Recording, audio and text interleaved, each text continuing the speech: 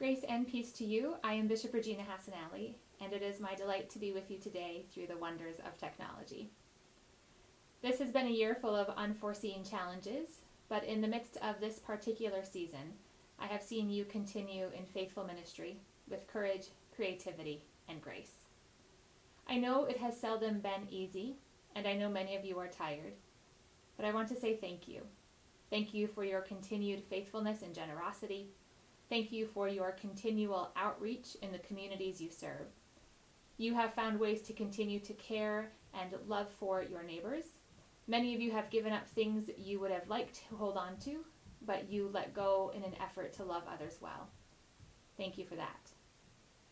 We are not at the end of this season yet, though we do see glimmers of new life ahead.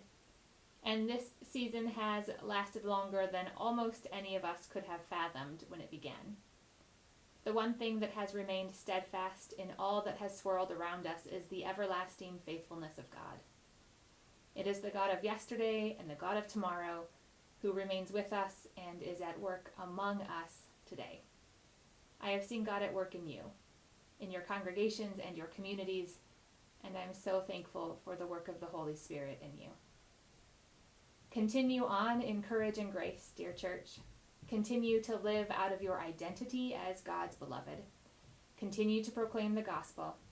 Continue to love your neighbor. As a synod, we have reason to give thanks, and we have adventures ahead. Over the past year, we've hosted monthly conversations with council leaders, and these events, called Council in Conversation, will continue. And this spring, we're planning to gather around topics like how to run a congregational or council meeting, introductions to additional stewardship resources, and processes for updating your congregation's constitution.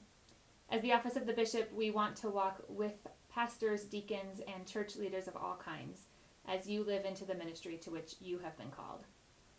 We'll gather digitally as a synod on May 8th for our first ever digital synod assembly. And we'll continue to provide gathering spaces for pastors and deacons to encourage one another and share ideas about how to faithfully serve in this time. These are just some of the ways that we have engaged in ministry as a synod this year. A few announcements.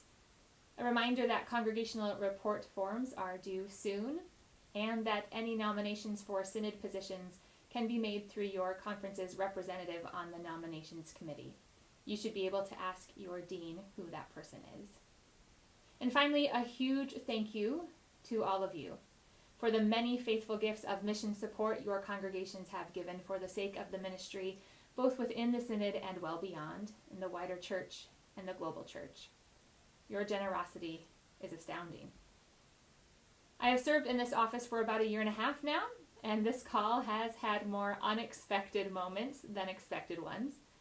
There have been some really challenging days and some really lovely, beautiful, and joyful days. I am extraordinarily thankful to be called to serve alongside all of you in this particular way. God is at work. God's faithfulness is everlasting. And I cannot wait to see what this next season of ministry brings. Grace and peace to you, dear church.